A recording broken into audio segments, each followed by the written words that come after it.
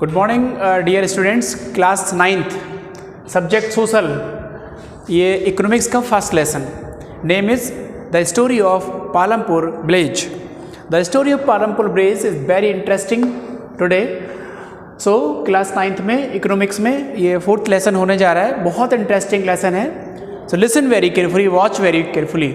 Okay guys, तो introduction, first of all you can take introduction ही लेते हैं, है ना। तो देखिए पालमपुर जो है एक इमेजिनरी विलेज है फर्स्ट ऑफ ऑल। ओके, एक काल्पनिक गांव की कहानी। और एक रायगंज जो है एक टाउन है, एक शहर है जिसको कहते हैं रायगंज। तो जो पालमपुर और रायगंज का जो डिस्टेंस है वो लिखा हुआ है 3 किलोमीटर फ्रॉम रायगंज।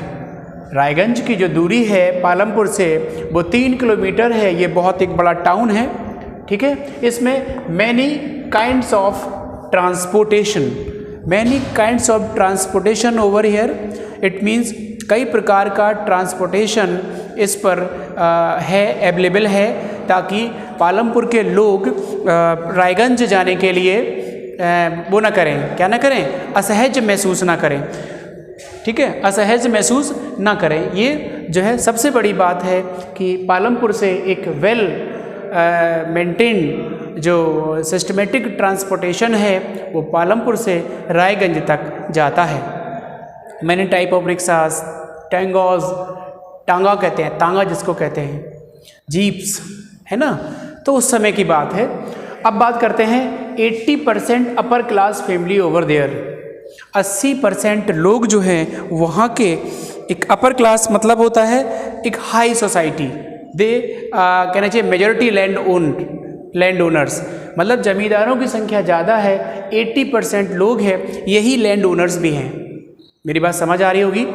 यही लैंड ओनर्स हैं और upper class families are over there. कितने परसेंट? 80%। पूछ लेगा कि कितना परसेंट है पालमपुर में अपर क्लास फैमिलीज़ का, तो बताएंगे कि 80% लोग हैं। और सबसे पहले आप स्क्रीनशॉट इसका लिया करिए, ओके। फिर एनसीईआरटी देखा करिए। एनसीईआरटी देखने के बाद आपको सब कुछ इसमें क्लियर हो जाएगा। बहुत इंटरेस्टिंग, बहुत सिंपल लेसन, ओके गाइज। तो अब बात करते हैं हम, यहाँ पे poor section of the society भी है। जो बचे हुए रेस्ट वो मड और स्ट्रा के घरों में रहते हैं। मड का मतलब कीचड़, स्ट्रा भूसा, मतलब कच्चे घरों में रहते हैं, वो उनकी सोसाइटी है। Poor section of the society के लोग भी हैं 20%। मतलब rest of the people belonging to the poor section of the society in Palampur village having mud and straw houses, you can say this, they have kachcha house. Okay, आपने देखे होंगे, अभी थोड़े समय के पहले होते थे, आज भी हैं, गाँव में बने हुए हैं कच्चे घर, वही। तो और अब देखिए, एक वेल मेंटेन्ड स्कूल है, वो वेल मेंटेन्ड गांव है। प्राइमरी स्कूल की संख्या है 2। There are 2 primary school over there in Palampur village. कितने? 2 प्राइमरी स्कूल। हाई स्कूल की संख्या, the number of the high school is 1, ठीक है। तो 2 प्राइमरी स्कूल है। एक छोटा सा गांव, टोटल कहना चाहिए कि 450 फैमिलीज़ रहते हैं यहाँ पे। मैं अब यहाँ पे लिखना, देखिए 450 फैमिली हैं। 450 फैमिली का मतलब मान लीजिए कि ऐसे करीब होगा, इतने फैमिली में मान लीजिए 450 फैमिली में 2000 के लगभग, 2500 के लगभग, 2500 के लगभग नंबर ऑफ द पीपल हैं। तो इसके लिए आपके 450 परिवारों के लिए 2 प्राइमरी स्कूल अवेलेबल हैं, हाई स्कूल 1 है, और प्राइमरी हेल्थ सेंटर सरकारी है। जो the primary health centre run by the government 1 है। तो एक प्राइमरी कहते हैं प्राथमिक स्वास्थ्य केंद्र, this is primary health centre. इसके बाद एक प्राइवेट डिस्पेंसरी भी है, जो प्राइवेट, ये देखिए, ये run by the government private health centre, प्राथमिक स्वास्थ्य केंद्र है वहाँ पालमपुर में, और ये 1 है। और ये प्राइवेट डिस्पेंसरी है जो वो 1 है। यहाँ भी जो है एक दुकान है, मैंने चीज़, जहाँ पे मरीज सही होते हैं, भर्ती भी होते हैं, डिस्पेंसरी है, दवा भी मिलती है, वहाँ डॉक्टर भी होते हैं। तो an imaginary village, you are studying about the Palampur. Palampur is a totally imaginary village. एक इमेजिनरी विलेज की कहानी है, एक काल्पनिक गांव की कहानी है। और यहाँ का जो मेन, देखिए हमने फार्मिंग लिखा हुआ है, तो आप देख रहे हैं यहाँ पे, ये मेन जो इनकी एक्टिविटी है किनकी? पालमपुर के विलेजेस के लोगों की जो मेन एक्टिविटी है वो है फार्मिंग। तो farming is the main activity of Palampur people, Palampurians, है ना। तो अब देखिए, तो अगर क्वेश्चन पेपर में आता है कि the main activity of the Palampur village, तो लिखेंगे एग्रीकल्चर और farming is the main activity of Palampur village. कितने परिवार रहते हैं? 450, 450 family living over there, and कितने परसेंट अपर क्लास में है? तो 80%। ओके, इसके बाद हमारा अगला क्वेश्चन शुरू होता है, is there a way one can grow more from the same land. वो कह रहा है कि एक ही जमीन पे, सेम जमीन पे क्या हम ज़्यादा प्रोडक्शन ले सकते हैं? इज पॉसिबल कि नहीं? इज दिस पॉसिबल और नॉट? तो मेरे हिसाब से तो पॉसिबल है। You can take the example of its own lands. If you having a small amount of land, चलिए, लेकिन you have the technique, you have the skill for growing multi crop by the season by seasons, so you can grow more, कहना चाहिए, more production in same land, एक उतने ही ज़मीन पे, क्योंकि land fix होती है बेटा, ज़मीन नहीं बढ़ती, लैंड तो फिक्स ही है, और पॉपुलेशन बढ़ती है। तो वो कह रहे हैं कि पॉपुलेशन बढ़ाने के लिए क्या करेंगे? डेफिनेटली देखिए, एक बहुत बड़ा कड़वा वो है, सच है कि जब पॉपुलेशन कम हुआ करती थी, लैंड रिसोर्सेज खूब हुआ करते थे, आज पॉपुलेशन बढ़ रही है तो लैंड रिसोर्सेज घटेंगे, क्योंकि लैंड इज फिक्स ऑलरेडी उतनी ही है। तो अब कैसे मैनेज होगा? क्योंकि साइंटिस्ट भी कहते हैं, जियोलॉजिस्ट भी कई बार बोले हैं कि देखिए, हमारे खान पान में कहीं ना कहीं वो आया है, परिवर्तन आया है। आज हमारे जो पूर्वज थे, एंशिएंट थे, वो कहना चाहिए एंसेस्टर थे, वो उनका जो डाइट था वो हमसे ज़्यादा था। आज हमारा कम, आने वाले जनरेशन में कम, तो ऐसे ऐसे पॉपुलेशन बढ़ेगी, डाइट कम जाएगा, क्योंकि land is fix.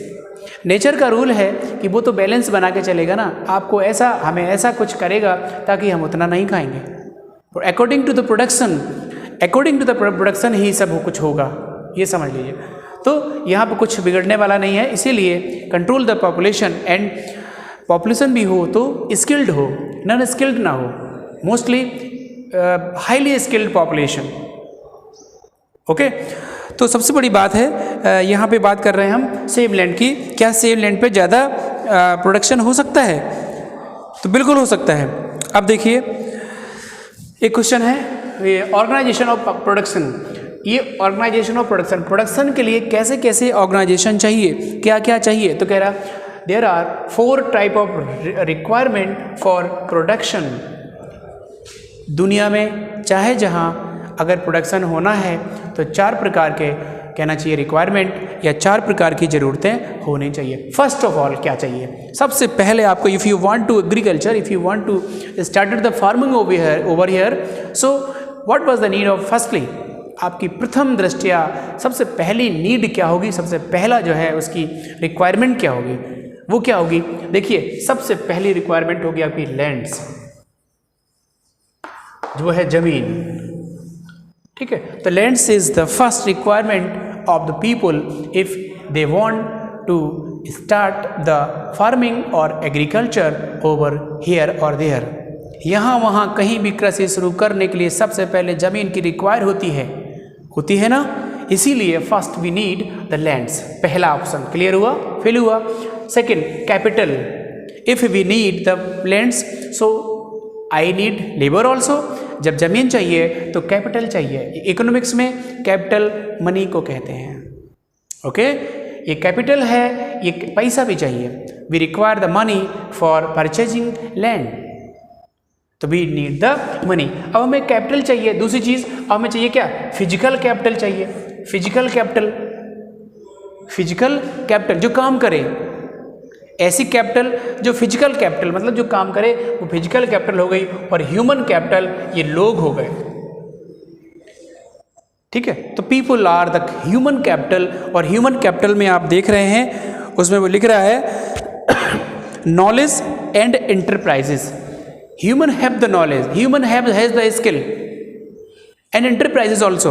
So farming के लिए हमें 4 टाइप के रिक्वायरमेंट चाहिए। आप लिख लीजिए, land, capital, physical capital and human capital, है ना। इसमें मशीन्स वगैरह आ जाएंगी आपकी जो काम करेंगी, लोग नहीं होंगे लेकिन फिजिकल होगा, काम तो होगा, ठीक है। तो ये जितनी मशीनरी हो जाएगी वो इसमें, और ह्यूमन कैपिटल जो होगा वो मनुष्य होगा। वी हैव द स्किल और नॉन स्किल बोथ, मतलब स्किल के लिए हमें एक इंजीनियर चाहिए, एक मैनेजर चाहिए, डायरेक्टर चाहिए, लेकिन और हमें नॉन स्किल भी चाहिए क्योंकि हमें खेत में भी काम कराना पड़ेगा, कुछ ईंटें भी देना है, मकान भी देना बनवाना है। तो स्किल और non skill both side human capital require if you want to establish any of the industry in anywhere, so firstly you require the lands, secondly capital, then physical capital and human capital also। मशीनें लगवाने के बाद आपको चलाने वाला भी तो चाहिए।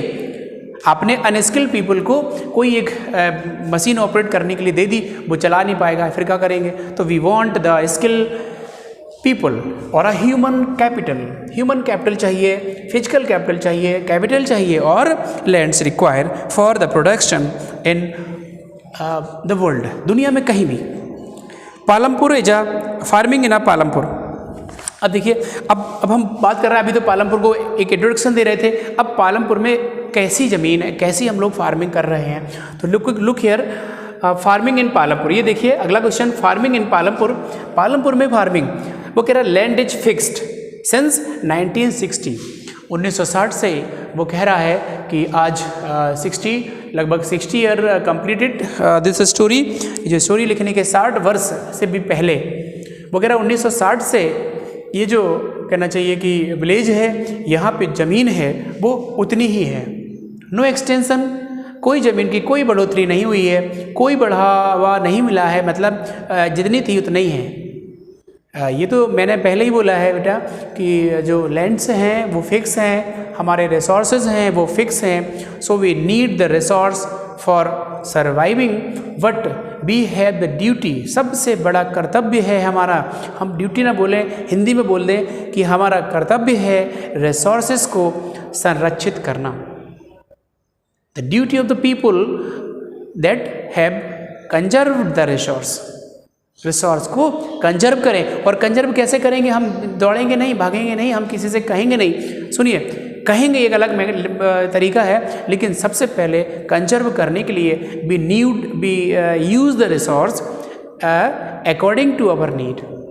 जैसी हमारी नीड पूरी होगी, रिसोर्स का दोहन बंद करेंगे और वह उतने ही रिसोर्स लेंगे जितनी हमें नीड है।